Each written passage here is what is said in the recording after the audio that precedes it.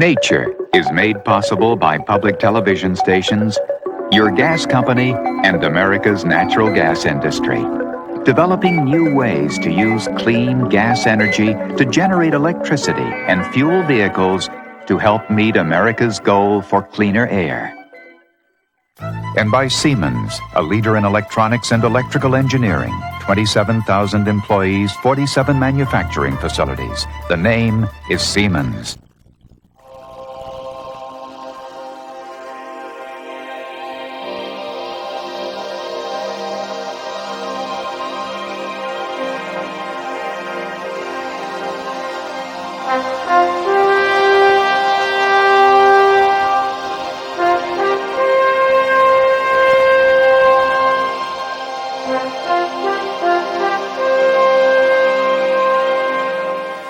This is Spike. He's a 6-year-old Asian elephant, and he weighs a little more than 2 tons. When he grows up, he'll be about 9 feet tall and weigh almost 100 times more than the average man. Hi, I'm George Page for Nature.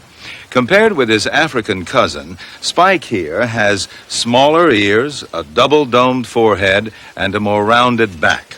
The Asian elephant has also been much more successfully tamed and domesticated by man.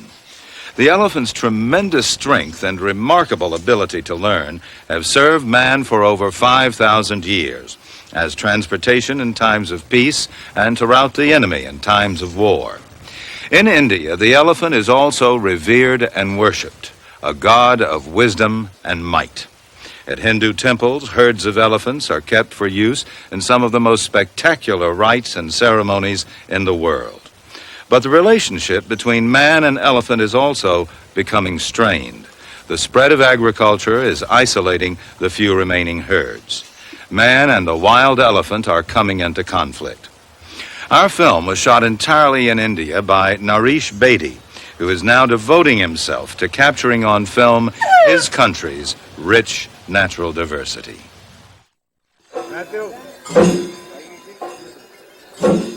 The Trichur Puram festival in southern India. 30 elephants parade through the temple gates. Crowds assemble every year to worship the Hindu god Shiva, as elephants carry ceremonial umbrellas and a processional image of the temple god. But while these elephants have gained their own place in man's world, their life in the wild is still a mystery.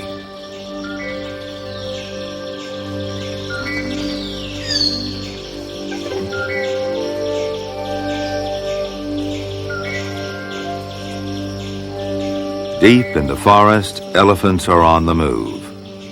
This film enters the last large area of wild elephant country in India to record the natural behavior of the Asian elephant, never filmed before.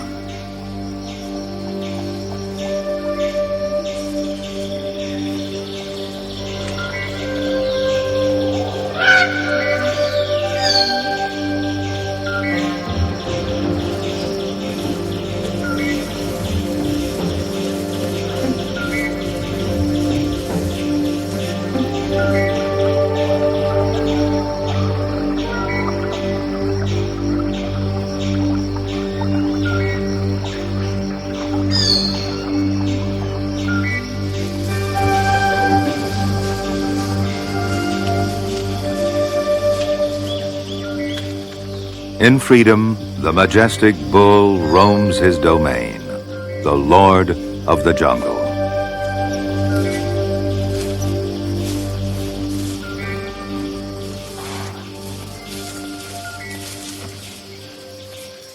India is home to the largest population of Asian elephants, estimated at more than 20,000. About 6,000 live in this last stronghold in the south. This is prime elephant habitat, ranging from wet evergreen to dry thorn-scrubbed forest fringed by grassland.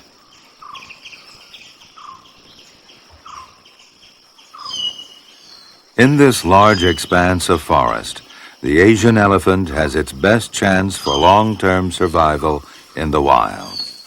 These elephants used to be found in great numbers throughout Asia, from Baghdad to Beijing in the north, south through India to Indonesia. Now only scattered remnants of this vast population survive in shrinking patches of forests. African and Asian elephants differ considerably. The African elephant is larger, with bigger ears, and both males and females have tusks. The Asian elephant has a double-domed forehead, and only the male carries tusks. Females have small, undeveloped tusks called tushers.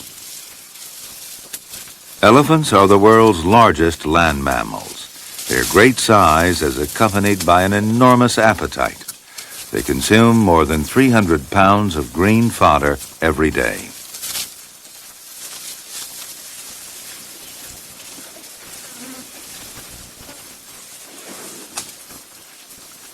The trunk is a multi-purpose, highly sensitive organ.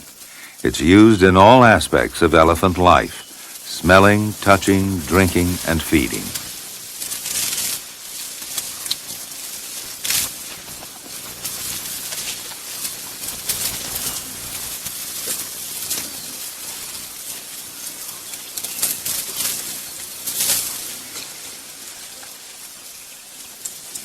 Elephants are highly social, living in small family groups led by the dominant cow. In this group, there are 4 young males. Their tusks begin to grow when they're about 2 years old and continue to grow throughout their lives. Mature males are predominantly loners, only joining female herds for breeding. Tusk development is genetically determined. Non-tuskers, known as mucknas, compensate by being more muscular, more aggressive, and having a thicker trunk. But tusks are important weapons in the fights for status among the males. Big tuskers are very rare today because most have been killed for their valuable ivory. This bull is about 35 years old, and in the wild may live to be 60. He stands over 10 feet at the shoulder and weighs about 5 tons. Bulls periodically go through a condition known as musth, a phenomenon still not understood and shrouded in mystery.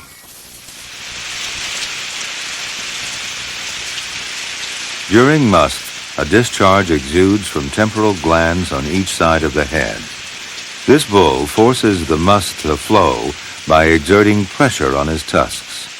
A character change occurs during this period. Bulls become temperamental, irritable, and extremely aggressive. The condition has never been recorded for males under 10 years of age.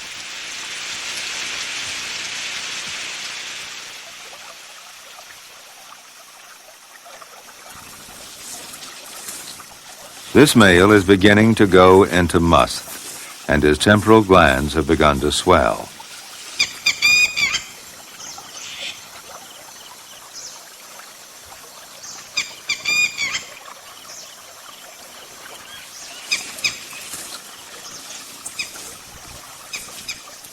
On locating the soft soil near a water hole, he drives his tusks into it. It's believed that jarring the temporal glands helps to smooth the flow.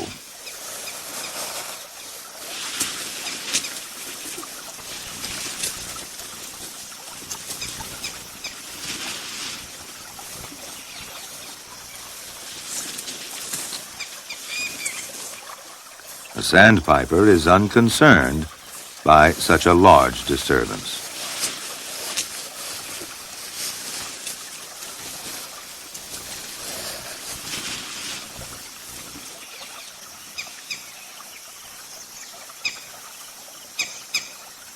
A wagtail is attracted to the scene. There are plenty of flies around elephant dung.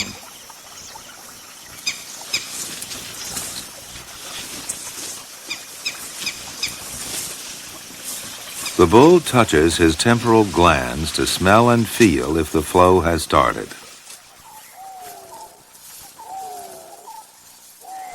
In Corbett National Park, the elephant known as Red Ear is in full must. His left cheek is stained with a thick black fluid which has a strong scent. To other males, it signals aggression. To females, it indicates that the male is actively seeking a mate. Red Ear wanders from group to group, trying to locate a female in estrus. Must gives him added dominance.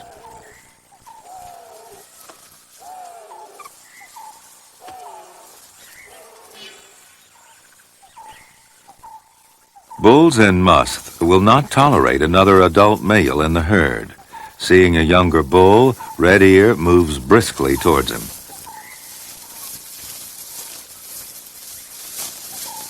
The younger bull avoids confrontation by making a hasty retreat.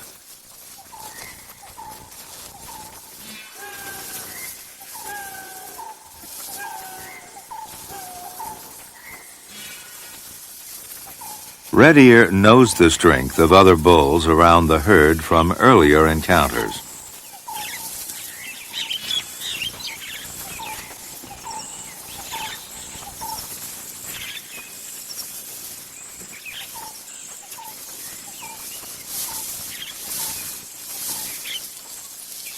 The herd closes ranks. Another bull is seeking a female.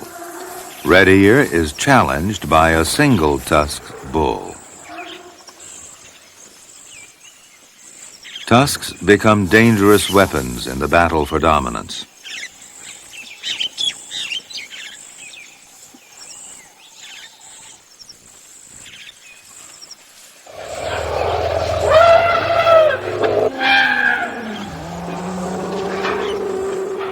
Excited by the jousting, the herd moves toward the contestants.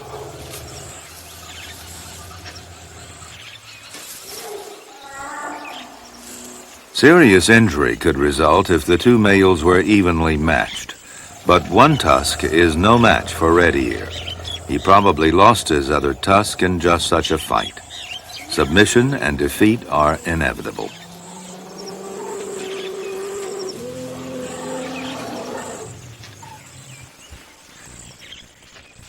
With a long last look at what might have been, one tusk departs without much dignity.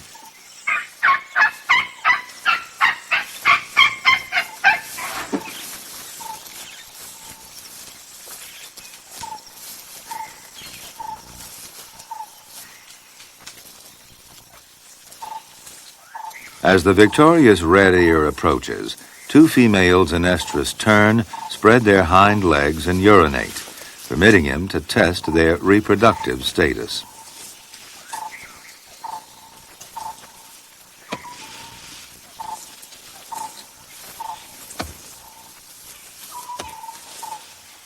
The herd moves inside the forest.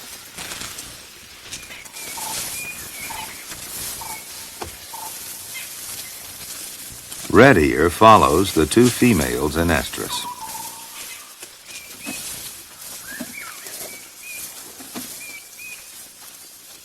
A much younger bull joins the herd in the shade.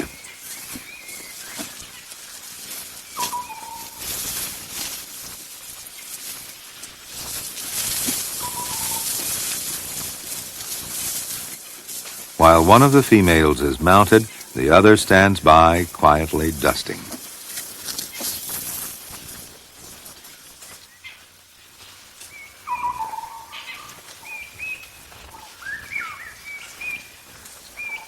In general, it's the dominant bull which mates with the cows. Bull elephants can reproduce at any time, not necessarily when they're in must.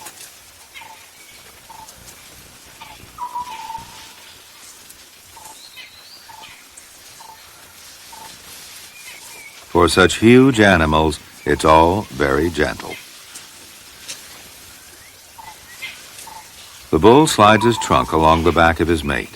This restrains her, preventing her from moving to one side to avoid mating.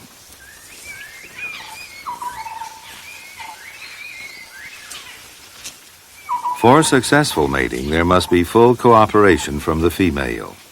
Gentle nudging persuades her.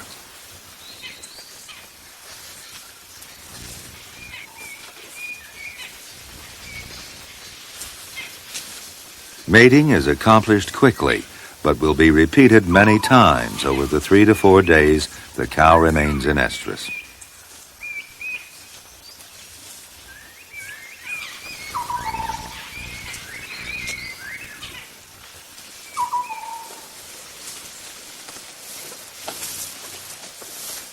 As the male calves begin to reach sexual maturity at age 14 or 15, they make their first advances to the immature females. This young female protests by squealing loudly, which alerts the older cows to rush in and intervene.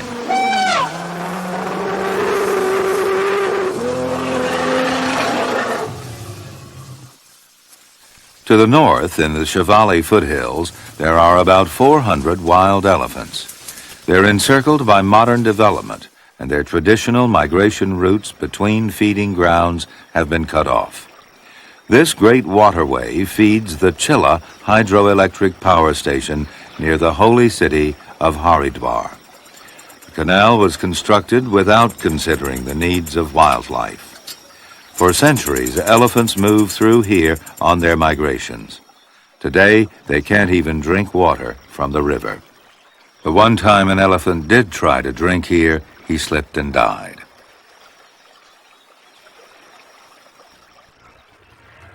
The encroachment of modern development is also a problem in southern India.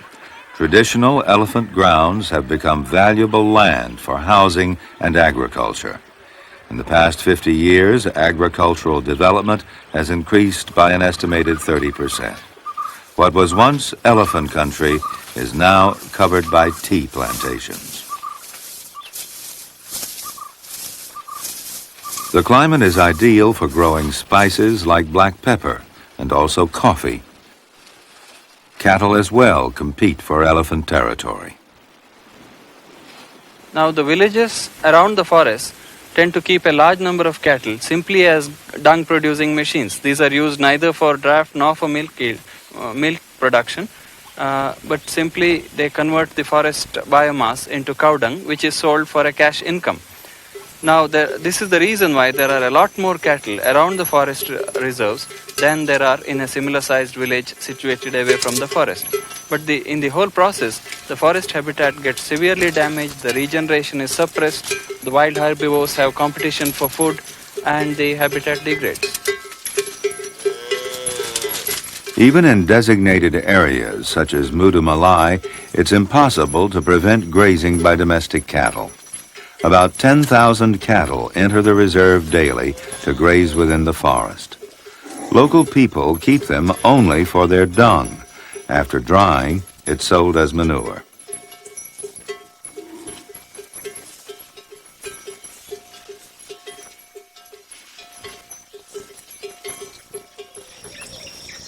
In the hot season, elephants gather in swampy areas for better grazing.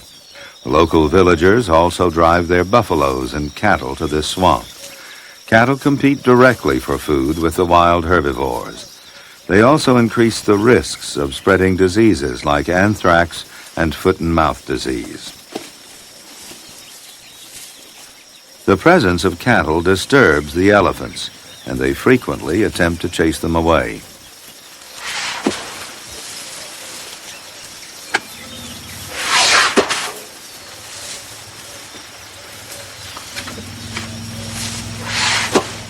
A raised tail and indignant stomping are sure signs of elephant anger.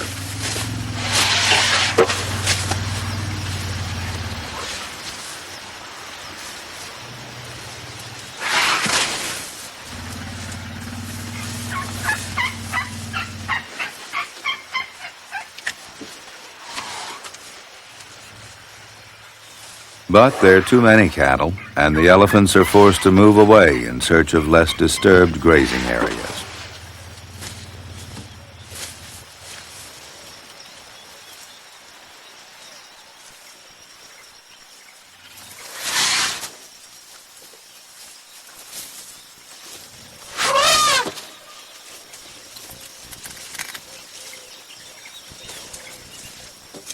To preserve the forage for elephants, a ban would have to be imposed on cattle grazing in this forest.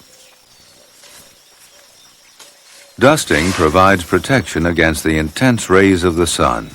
The dust lays on the back and acts as a shield.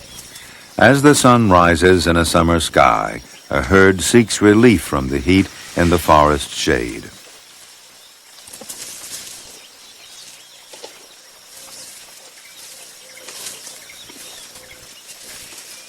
Sambar deer also graze here and become anxious at finding themselves surrounded by elephants.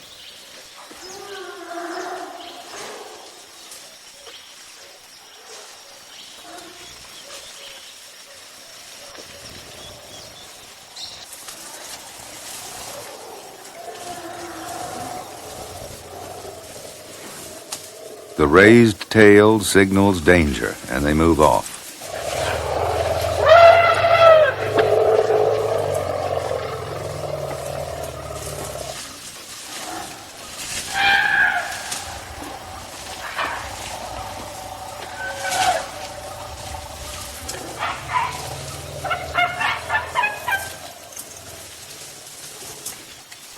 The elephants are finding the heat of the day too much. The need for shade is paramount.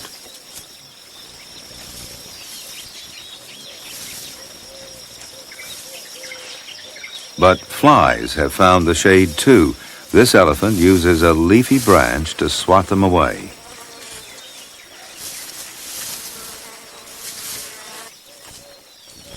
Elephant skin is rough and thick, but there are chinks in the armor, gaps between the wrinkles where blood-sucking flies deliver stinging bites. The sensitive skin around the eyes is especially vulnerable. Flapping ears keep the flies on the move, but their presence isn't felt until their bite has pierced the skin. It's only then that they're swatted away with a leafy twig, a tail, ears, or a trunk.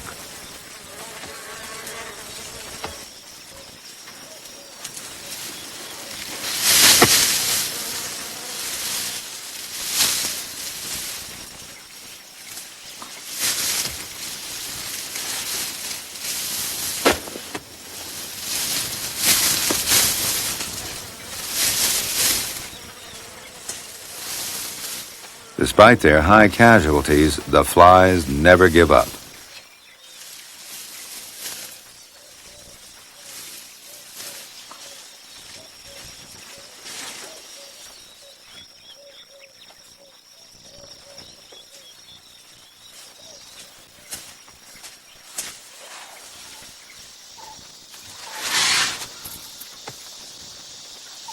Dusting, though, in inaccessible areas is the surest defense against the small predators.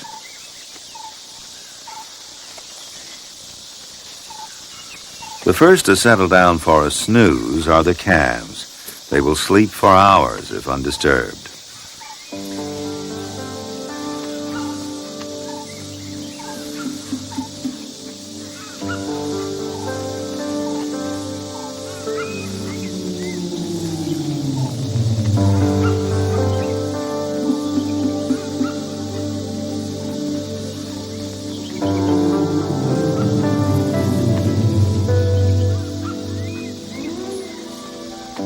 During the heat of the day, elephants sleep.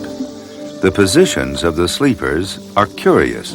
Some lie down, some sit and rest, while others sleep standing up like horses.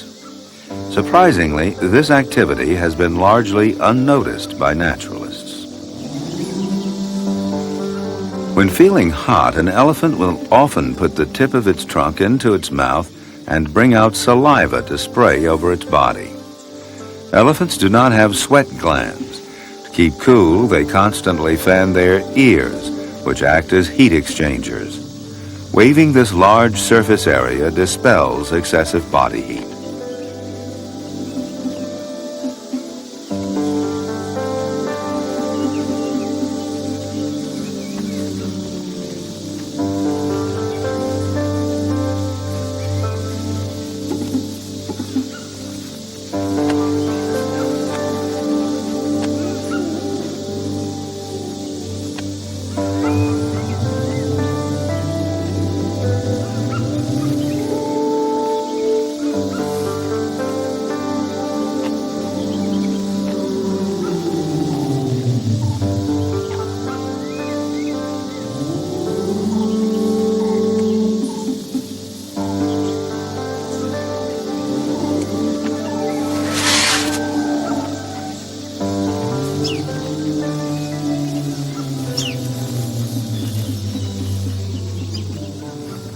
Siesta is over.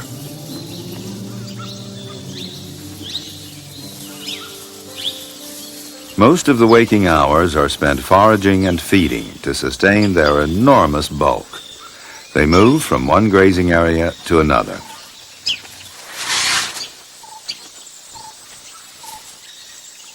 The herd, followed by an elderly bull, moves away to find water.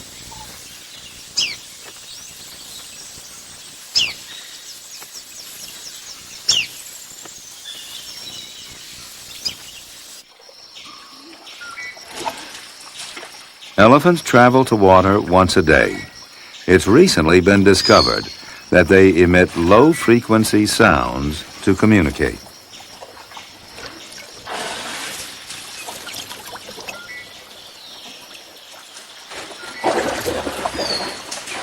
They have poor eyesight, but their hearing and sense of smell are acute. Raising their trunks to scent the air, they can detect friend or foe.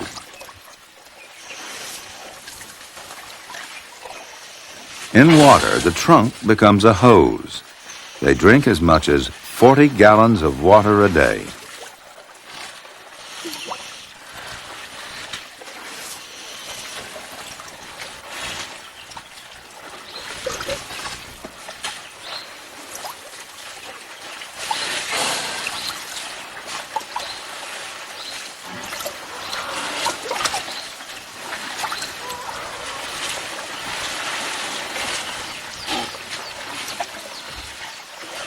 This female is confounding all elephant stories. She's not using her trunk, but drinking water directly through her mouth, a behavior never before recorded.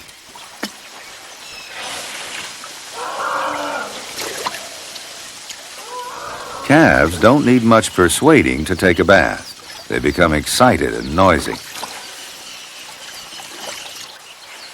One young male, anxious to get into the water, pushes from the back of the line.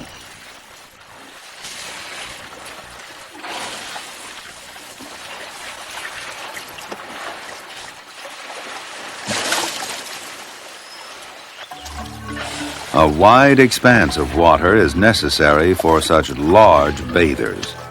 Elephants love water and wallow and roll once the water takes the weight off their feet. They're also expert swimmers.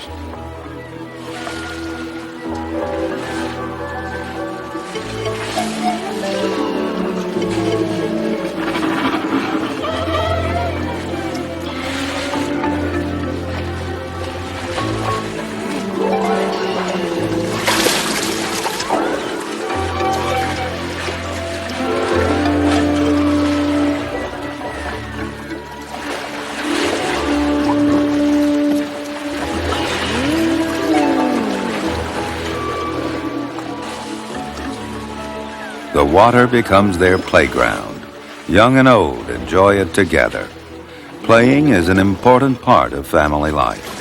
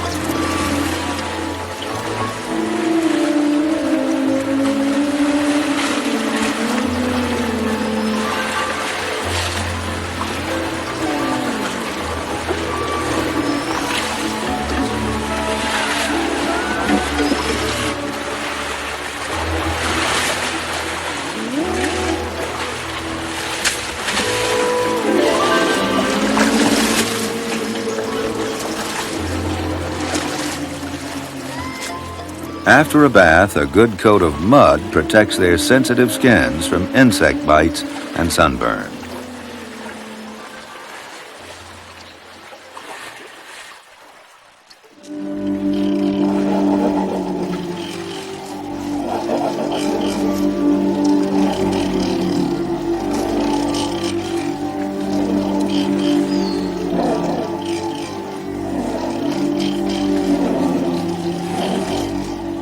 Elephants scrape the soil with the forefeet, collect it with their trunks, and toss it onto their backs. Dust baths are usually taken soon after climbing ashore.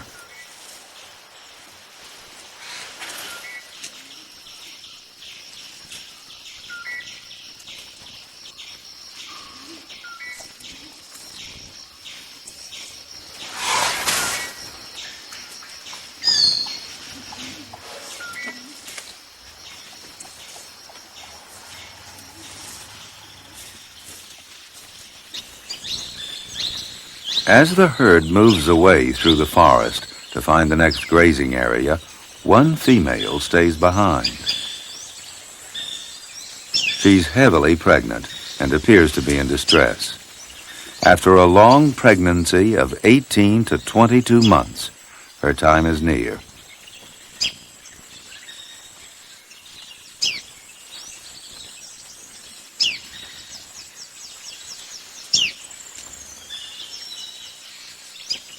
The labor pains have started. Normally, elephants give birth in the standing position, but she seems to be having difficulty and rocks her swollen belly on the ground, perhaps to help move the calf into position.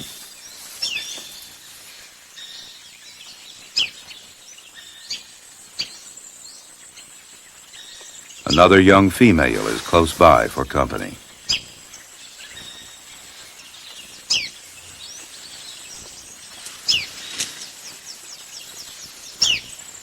She takes periodic rests between the moments of pushing and straining. 5 hours have passed in painful labor.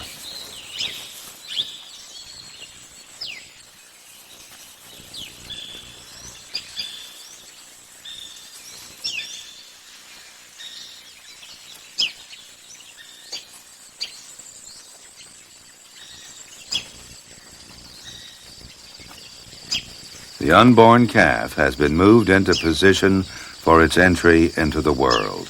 Another addition to the family herd is about to be born. The contractions become more intense, more tiring. She kicks out a back leg to remove any obstructions. She bends her rear legs, making the gap between them wider to ease the birth. And from this position, the fetus doesn't have so far to fall. At last, covered in the fetal membrane, the calf enters the world. It's been a hard birth. After all that effort, she moves closer, but there is no reassuring movement from the small body. The calf is stillborn. The cow, not yet accepting her loss, kicks dust over the calf's body to dry it. After all, she can't lick it clean, as most animals do. But her efforts are in vain. As the light begins to fade and the flying squirrels take up their nightly activity, night draws a veil over a life that wasn't to be. It's not until the next morning that the mother and her attendant abandon the dead calf and move on to join the herd. Here there are signs of another birth. A calf must have been born during the night. The newly born calf is unsteady. Its legs hardly seem able to support it. The cow and the attendant aunt carefully encourage the wobbly calf to stand on its own feet. What's astonishing for such huge and heavy creatures is their tenderness. They are truly gentle giants, never putting a foot wrong in maneuvering the tiny offspring.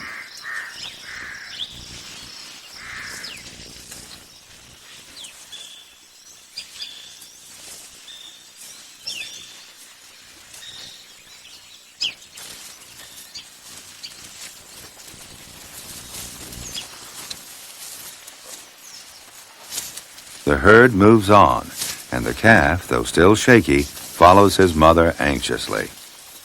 At birth, a calf stands just under 3 feet and weighs about 200 pounds. With the help of her trunk, the mother persuades the calf to keep moving. Soon after birth, they can walk quite a distance. Its mother's milk will be its major source of nourishment for the first 6 months of life.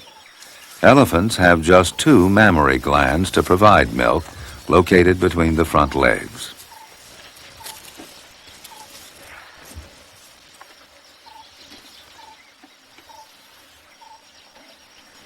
Calves are extremely hairy compared to adults.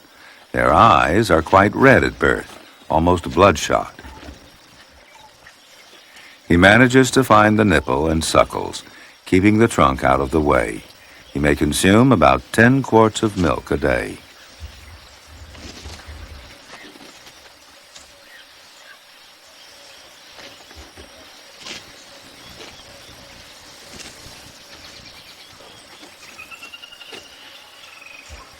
The mother is proud and possessive, but she needs the help of another cow to assist in the protection and upbringing of the calf. The ant touches the mother's temporal region, which produces low-frequency sounds, too low to be heard by human ears.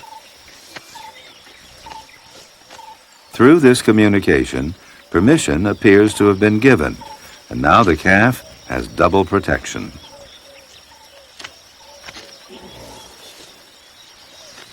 Young calves are sleepy creatures.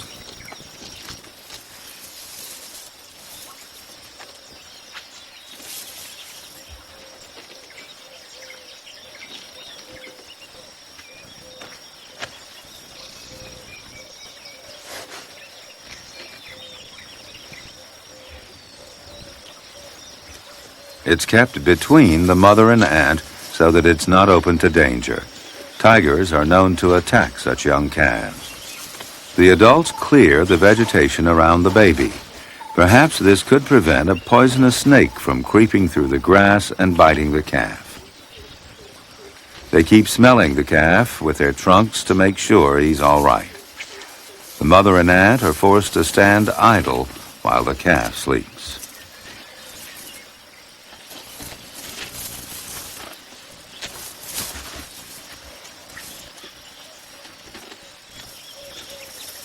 It's a tiring business bringing up youngsters.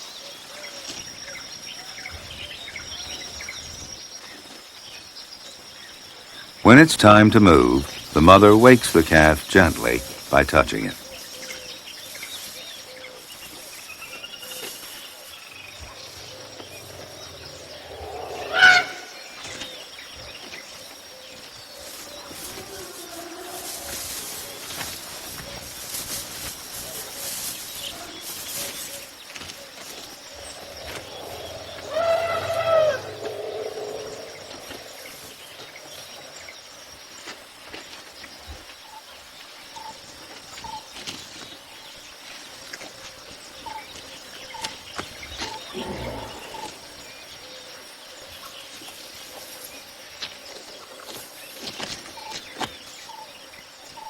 Tender, loving care is given constantly.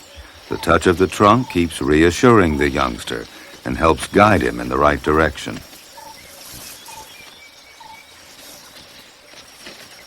Elephants normally give birth to a single calf. Twins are a phenomenon.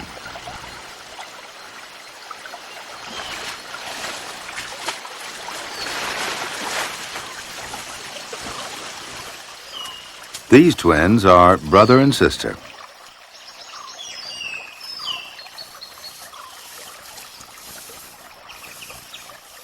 Now 6 months old, they're in the nursery school stage of their lives. The calves learn about their environment by exploring it constantly. But with 2 very playful youngsters to protect, the cow and ant have a full-time job.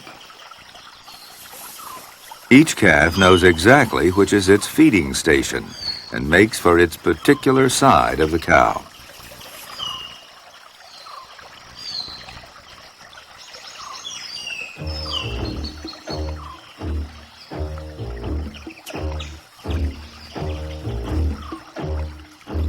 The tussle of play is just another form of learning.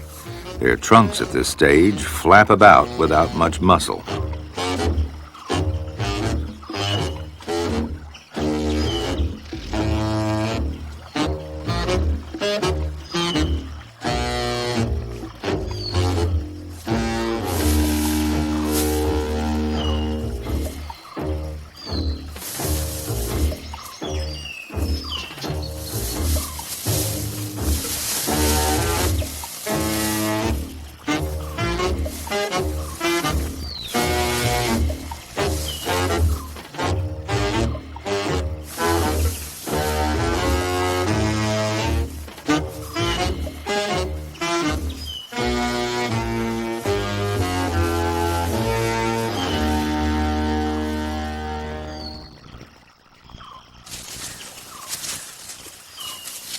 Elephants make short migrations, usually sparked by the rains.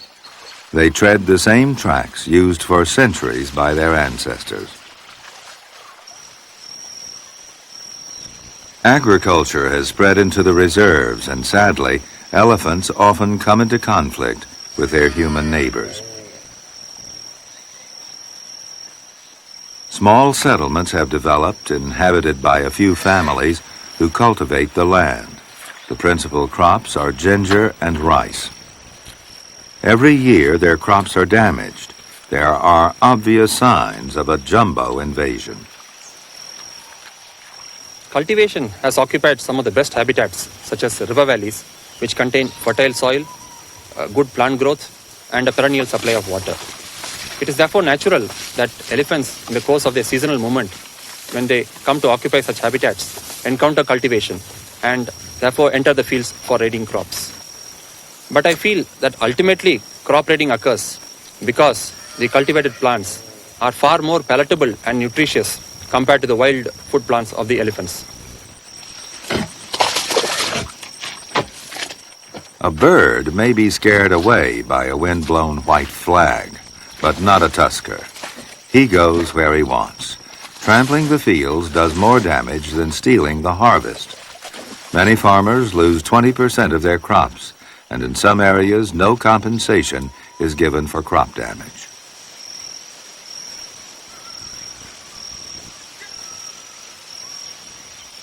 The adult male elephants raid crops much more frequently than the female herds. And even among the adult males, there are certain very notorious bulls which are very bold and enter the fields without bothering about all the noise and the bursting of crackers by the farmers.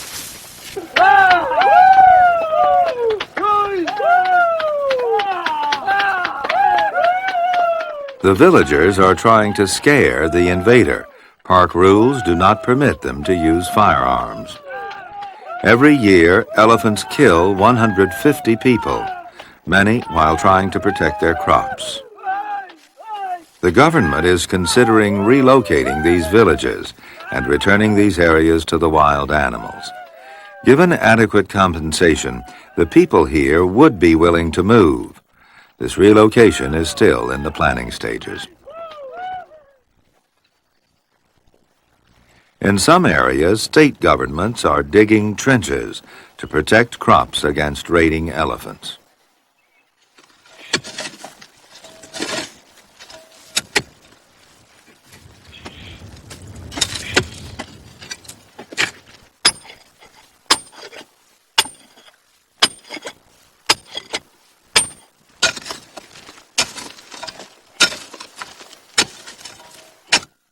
The trench is usually 6 feet deep and 3 feet wide with tapering sides.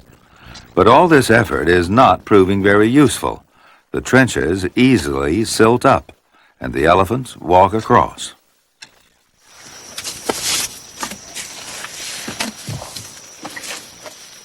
An elephant's diet also includes bark from their favorite trees, such as gravia. The males use their tusks to lift off the bark.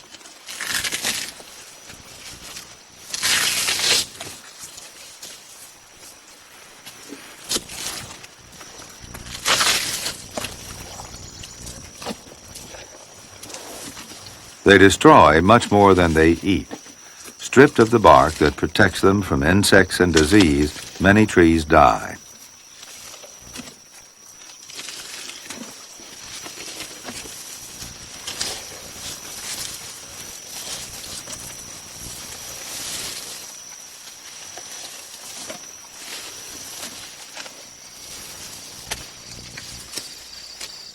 Females also debark using their small tushers. In southern India, another major threat to the elephant population is poaching. On average, more than 100 tuskers are killed each year. This young male, no more than 10 years old, escaped from poachers with a massive wound on his forehead. A bullet has entered one side of his temple and emerged on the other side. His days are numbered. Poaching is done by organized gangs. They live in the forest and, having wounded their quarry, simply wait for it to die to collect their ill-gotten gains. Elephants move to water to pass their final hours. The tusks of this casualty have been chopped away. It's seldom one can see these elderly bulls with tusks nearly reaching the ground. Most of them have fallen to poachers. The days of this one, too, are numbered. It's been shot by a rifle bullet just above the eye. The government machinery to protect the elephants is very weak. There are not enough men, and those men who are out there are very poorly equipped. They don't have enough wireless facilities, enough vehicles, enough good ammunition or arms. So unless more funds are sunk into this, it's a losing battle. Poachers move fast, taking only the tusks to sell them illegally to ivory traders. The problem is that the elephant poaching cases are detected by the Forest Department, which does not have a separate legal cell or the manpower to prosecute them in the court. So these cases are handed over to the police. Now the police have a different set of priorities. Elephant poaching comes way down their list. As a result, the prosecution is not very vigorously carried on. Poachers are rarely caught by the foresters. This time, a culprit has been caught in possession of a muzzle-loading gun nearly 6 feet long. He's being questioned. Several poachers who are caught are immediately released on some kind of a bail or the other, and they continue their activities. So a creation of a separate legal cell within the Forest Department for prosecuting these cases, as well as tightening up of the judicial system to make it more effective, are both needed.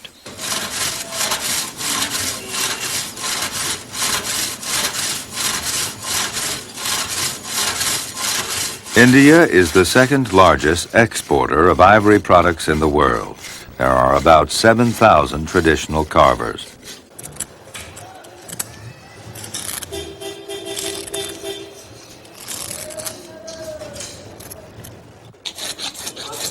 Until recently, there was no control of the ivory trade. Works of art from carved ivory are in demand all over the world.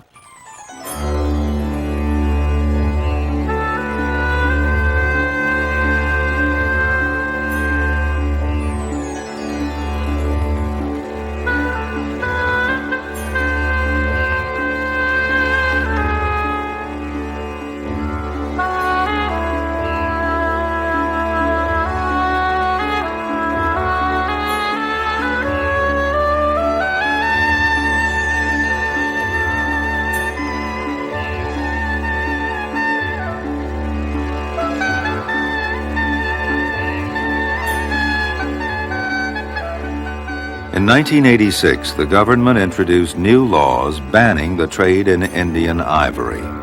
The traders may do business in African ivory, but they must register and declare their stocks periodically. The government hopes that this will discourage the poachers by making it much more difficult to do business. But implementing the law has not proven easy. Once it has been carved, there is no obvious difference between African and Indian ivory. Ironically, Ganesh, the elephant god made from ivory, is on display. The real lord of the jungle is now in serious trouble. The symbols of his male dominance have become his death warrant.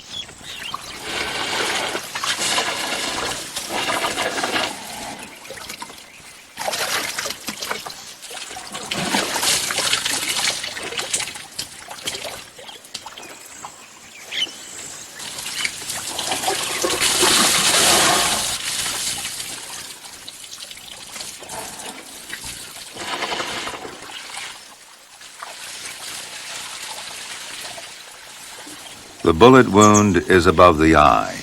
He blows water on it and feels it with his trunk. He seems in great agony, and the wound has become infected.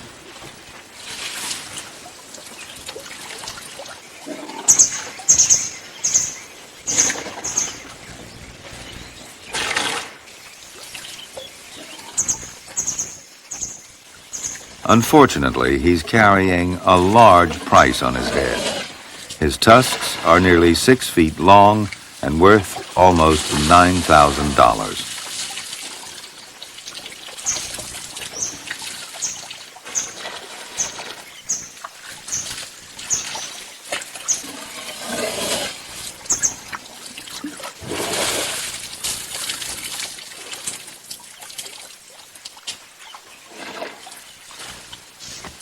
The poachers had been following the animal. 4 months later, he finally died. All that remained of this magnificent animal was this dried-up skeleton. Poachers have taken such a toll of large tuskers that to continue the illegal trade, young bulls, only 5 years old, are now being killed. Their tusks are just a few inches long.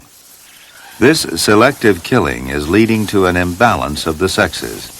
This could have catastrophic results on the fertility of the elephant population. Their whole existence is threatened. To survive, they need to have large protected areas.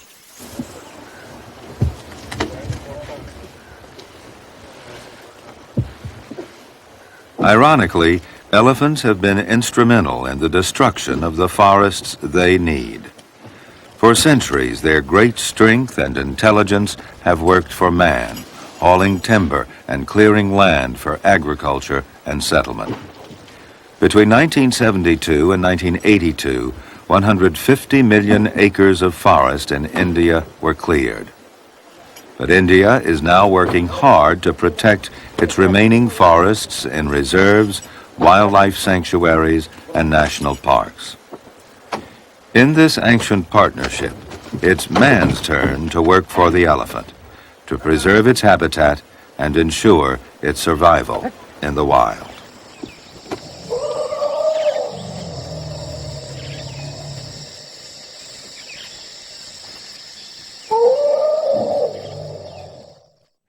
Nature is made possible by public television stations, by Siemens, a leader in high-technology electronics and electrical engineering. Nationwide, 27,000 Americans in 400 locations.